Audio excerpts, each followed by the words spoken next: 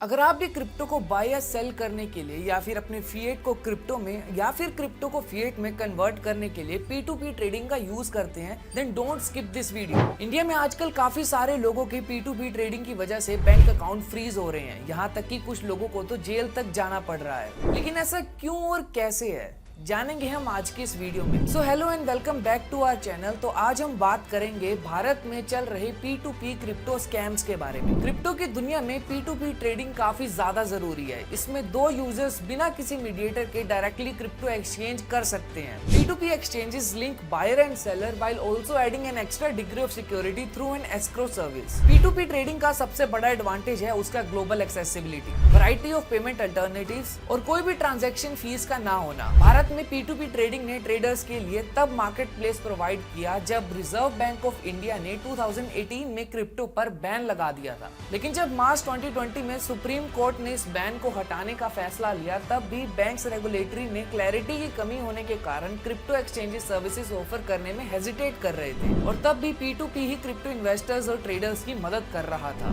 लेकिन 2021 और 2022 के बुल मार्केट में जब crypto trading volume and crypto platform पर एक सिग्निफिकेंट सर्च देखने को मिल रहा था, तब इंडियन गवर्नमेंट ने इसे एड्रेस करते हुए इसे रेगुलेट करना चाहा। जहां इंडस्ट्री लीडर्स ने एक कॉम्प्रिहेंसिव रेगुलेटरी फ्रेमवर्क की मांग की जो 2019 से ही डेवलप हो रही थी। लेकिन वही 2022 में इंडियन फाइनेंस मिनिस्टर ने क्रिप्टो प्रॉफिट्स पर 30% टैक्स अनाउंस कर दिया। इस हैवी टैक्स के साथ लैक ऑफ रेगुलेटरी क्लैरिटी के कारण इंडियन क्रिप्टो इकोसिस्टम से इन्वेस्टर्स दूर होते गए। अब जहां ये main stream crypto exchange struggle कर रहे थे, वही P2P प्लेटफॉर्म्स के वॉल्यूम स्काईरॉकेट हो रहे थे। लेकिन इनके साथ एक चीज का और राइज हुआ और वो था P2P स्कैम्स। इन स्कैम्स में अक्सर चुराए गए बैंकिंग डाटा का इस्तेमाल होता था या फिर लोगों को हाई प्रॉफिट के फेक प्रॉमिस करा दिए जाते थे और उनके बैंक अकाउंट्स की डिटेल्स को यूज कर P2P स्कैम किया जाता था। एक रीसेंट केस में इंडिया के एक सिटी उज्जैन से पुलिस ने बाइनेंस P2P स्कैंडल के कनेक्शंस में 2 लोगों को अरेस्ट किया था।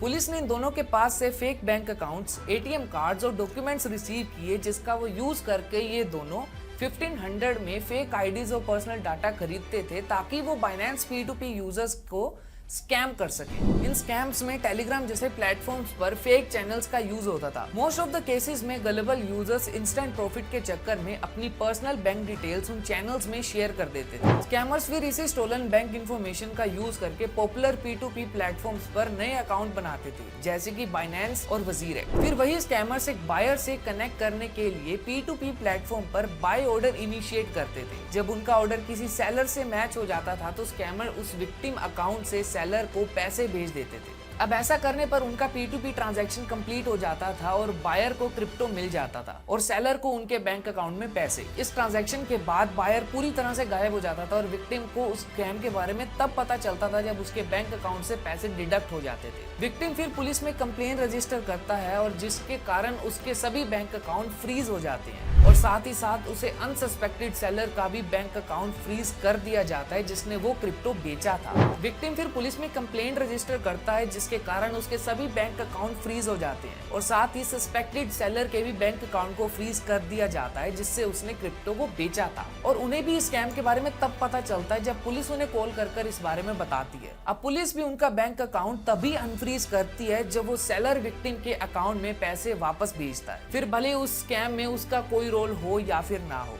ऐसा ही कुछ हुआ था एक यूजर्स के साथ। उन्हें अपने बैंक अकाउंट फ्रीज होने का पता तब चलता है जब वो टैक्सी के लिए पे कर रहे थे और जब इस कंप्लेन को फॉलो करते करते वो इंसान पुलिस के पास पहुंचता है, तब उन्हें पता लगता है कि वजीरेक्स पर अक्टूबर 2022 में $40 की P2P ट्रांजैक्शन के लिए एनफोर्समेंट डायरेक्टरेट और इंडियन इकोनॉमिक्स इंटेलिजेंस एजेंसी से लीगल कॉन्सिक्वेंसेस फेस करने की धमकी मिली। पुलिस के पास ये कंप्लेंट आती है कि एक महिला की तरफ से जिसके साथ सितंबर 2022 से जून 2023 के बीच में $30,000 का स्कैम हुआ था। अभी सेलर ने पुलिस को ये समझाने की बहुत कोशिश की कि वो खुद भी स्कैम के विक्टिम है, ना कि इसका पार्ट है। तब भी पुलिस ने उनके इस क्लेम को पूरी तरीके से इग्नोर कर दिया और फाइनली प्लेन टिप अकाउंट में $40 ट्रांसफर करने पर ही उनका बैंक अकाउंट अनफ्रीज किया गया। अच्छी बात तो ये है कि ये इनके अकाउंट पर सिर्फ $40 का ट्रांजैक्शन हुआ था, वरना इन्हें भी हैवी अमाउंट ट्रांसफर करना पड़ता। अब ये तो वो सेलर्स हैं जो अकाउंट फ्रीज होने के बाद पुलिस को अप्रोच करते हैं, लेकिन कई लोग तो ऐसे भी हैं जो लीगल कॉन्सिक्वेंसेस के डर से पुलिस को अपना अकाउंट अनफ्रीज करने के लिए कभी अप्रोच करते ही नहीं। ठीक उसी तरह जिस तरीके से एक सेलर के अकाउंट में 50,000 थे, लेकिन लीगल एक्शन की धमकी के कारण वो कभी पुलिस के पास गया ही नहीं।